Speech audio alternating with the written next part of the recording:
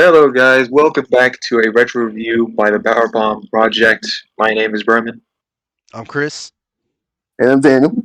and we are reviewing one of my favorite NXT's takeovers. Takeover NXT UK Takeover Blackpool is one of my favorites, and it's so many great matches. Yeah. I could Well, I could say the same. Good show. Let's go. jolly good show. Yeah. Jolly good. So, first match is the first ever NXT UK Tag Team Championship match.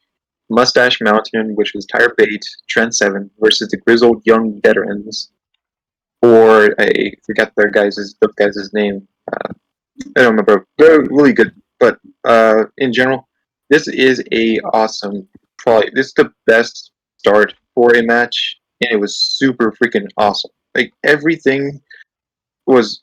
I can't say anything more than it was fun. It was probably one of the best tag team matches in NXT UK, and or maybe I feel like NXT too.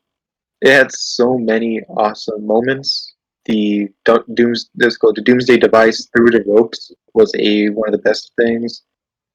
But in the end, the one who won it was the Grizzled Young Veterans, and they were the first ever NXT UK Tag Team Championships. So this was a great match to start off everything. So for me, it's definitely a 9. And I'm honestly the same way here too, just because this is literally the definition, even as an outsider coming into this, because I'm not too familiar with any of these guys, the storytelling within these two teams was just outstanding. Like, obviously, Tyler Bate and Trent Seven have a big deal against the Grizzly Young Veterans. They have a lot to prove. And plus, just the amount of sane spots throughout this match, I was never bored for a second. It was probably one of my favorite matches of all time for this UK Takeover special, and I'm really glad I enjoyed it. I'm going to give it a 9. It's awesome. Yeah, I could say the exact same thing as those two. The tag team match had a lot of action. It was awesome. It had a great pace from start to finish. And yeah, Moustache Mountain were already developed by that point. So it made sense to give it to the Grizzled Young Veterans. So yeah, I think it's the best match of this whole show. It's unfortunate because it's the opener, but overall I'm going to give it a 9 out of 10. You know, match number 2 is Jordan Devlin, and it's supposed to have been Travis Banks, but Jordan Devlin attacked him before the match, made Travis Banks injured. So now he was just going to wait inside the ring for a countout. But surprise, surprise, the famous music came out. It was Finn Balor, the teacher uh, for Jordan Devlin. So it was a teacher versus student, and this was a great surprise for everyone. Everyone was cheering for her, and this was a fun match to see. I would love to see this again. It's probably going to happen. Jordan Devlin versus Finn Balor in the main roster, but this is a great match after just a surprise to put in there. I I don't know if there's anything else I can say, but it was just so much fun to see that Finn Balor was there. It makes sense because he's from the UK too. So I really loved to see this. This match was fun. So all the spots were great too. So definitely, I would say 7.5 for me. And for JD McDonagh and Finn Balor, I really enjoyed this match. But the only thing I wish, this match should have just gone on way longer. There wasn't enough time because it was starting to finally get good towards the end with Finn Balor and JD McDonagh, or whatever his former name was. I'm not going to do it. It's Jordan JD. Devlin. I'm not going to pronounce it, man. I'm an American. I'm not going to That's pronounce an it. easy name. That's an I'm easy not. name. I'm not pronouncing it. Point being, I enjoyed the match. I just wish they got a little more time to cook because towards the end it was getting good and it just suddenly stopped. So for that reason, I'm gonna give it a 7. This match, this is what I'd like to call it. It's like a trailer to a movie that you're not going to see for many years to come. That's basically what this match is Oh, because it's really good. It's really fun. But at the end of the day, it's like, they can have the 20 plus minute banger that we all want. We know this now. But of course, they weren't going to give us that just yet because Jordan Devlin was like in rookie stage at this point. And yeah, now hopefully his run as JD McDonagh will be a success. But all I will say is that I thought this was a good teacher versus student trailer. Overall, I'm going to give it a 7.5 out of 10. It was pretty fun. All right, going back to the next match, match 3. It is the no disqualification match. David Mastiff versus Eddie Dennis. For a little background, these two, before this match, had another match after this, and Eddie Dennis lost this one. But this one was different because Eddie Dennis was angry at Dave Mastiff because he was undefeated. No one defeated him whatsoever. So they just wanted Eddie Dennis, I think, put him through a table and made this match happen pretty much after. So, and I feel like this match was just like a derby. It was a crash derby. Everything. It was just two big guys crashing into each other. It was just super brutal. And I think my favorite moment was when Eddie Dennis did I think it was called the eighth bridge. I think it's called the eighth bridge powerbomb on stairs, and that I felt that in my back when I saw Dave Mastiff land on that crap. It felt brutal. I really loved that this match too. It was maybe a little bit slow, but I think it just had enough to do with it. And at the end, Dave Mastiff put him through the table with his finisher, the Void, which is a cannonball into the corner. So to me, I get this a 7 from me. And I don't mean to sound negative. I'm not gonna say the match was bad necessarily. I just felt like for a no DQ match, like I'll give you that, Berman. That staircase spot was pretty intense, but it just felt kind of too safe-ish. I don't know if that sounds like a little weird, but I could have felt like these two guys could have done a lot more because besides that and the table and maybe the kendo sticks and that they used in the middle of the match, they could have gone like a lot further in my opinion. They're young, they're healthy, they can bring a lot to the table. But I wasn't that impressed, so I'm just gonna have to give it a 5 for the no DQ match for me. Sadly, I'm kind of with Chris on this one. I just wasn't really impressed by this match. I felt like they could have done a lot more with that no DQ stipulation. And yeah, it just unfortunately was just a bit too slow to my liking. And this Eddie Dennis dude, we're going to talk about him again. I'm not impressed. That's all I'll leave it at. I'm not impressed. I'm going to give this match a 5.5 out of 10. It's basically average. Yes, and next would be the match 4, which is the NXT UK Women's Championship match. Rhea Ripley versus Toni Storm.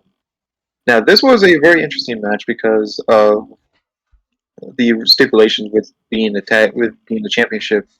If I'm not correct, I think this would be the first ever women's NXT UK Championship match right here, and it was a very great fun match too. It was not one of their best matches, to be honest, too, but it was a fun match to watch. You're not going to see it anymore now because Rhea Ripley is on Raw and Toni Storm is on AEW, so it's not going to happen. But it's a very fun. I really liked it too.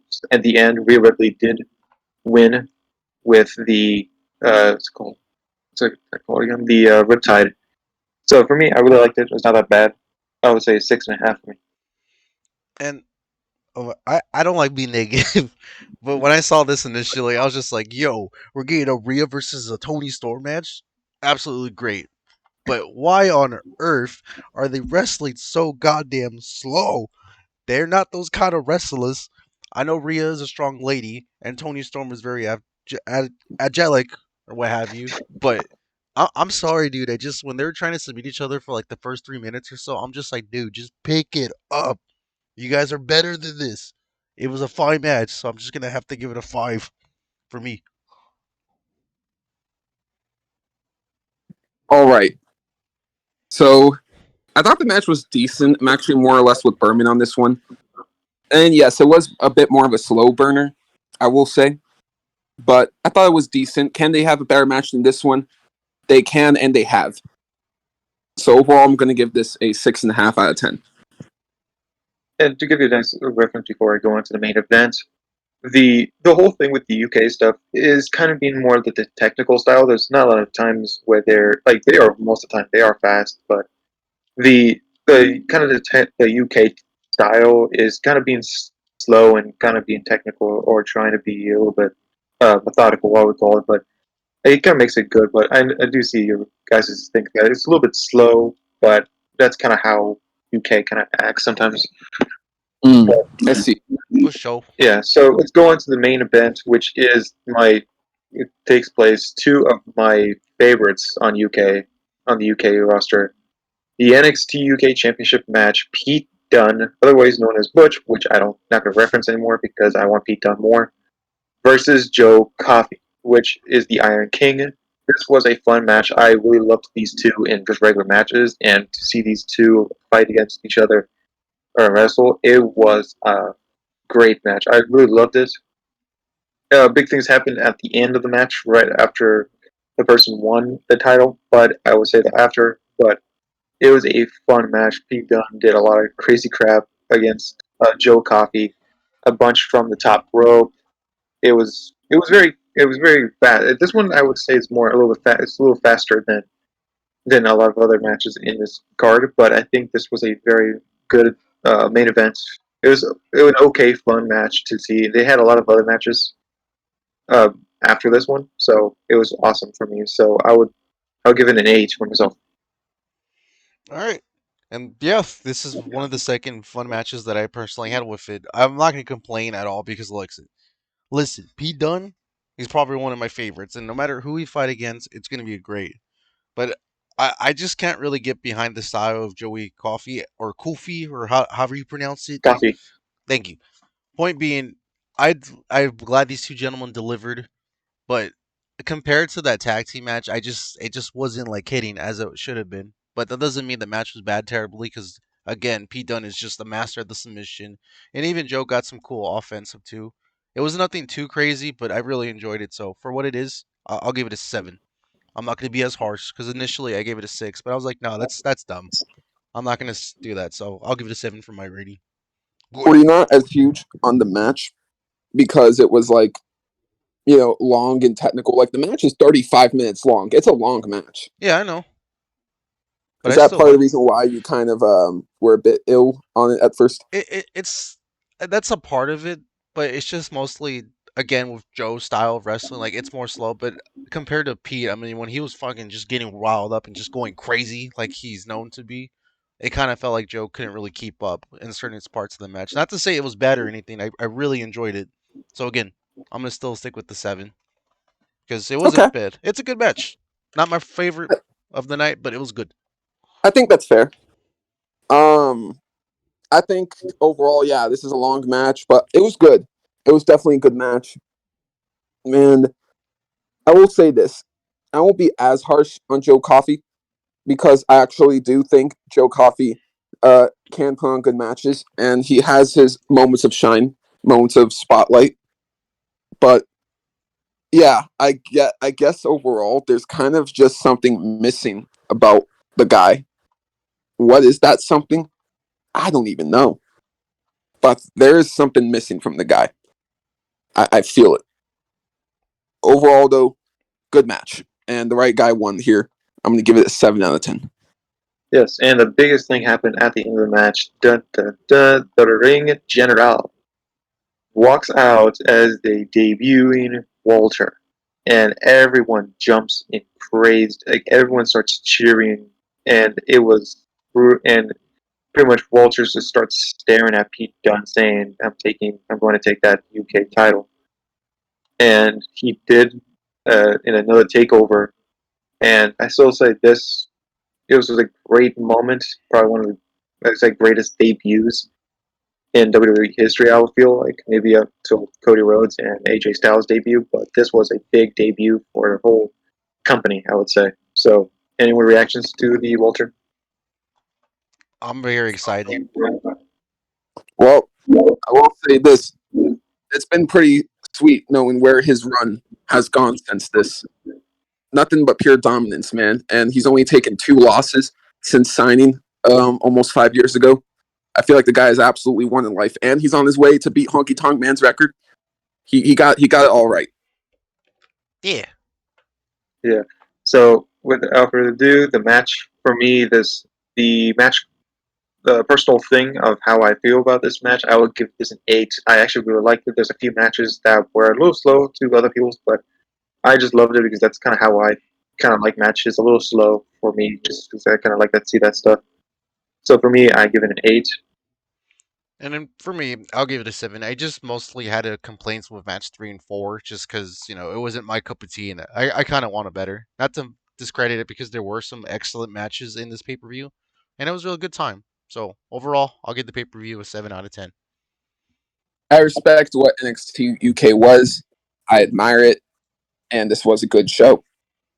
So I'm going to give this a 7 out of 10.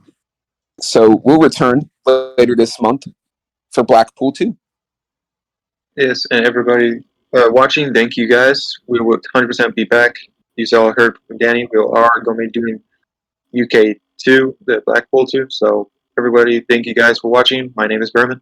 I've been Chris. And I've been Daniel. And we see you guys in the next video.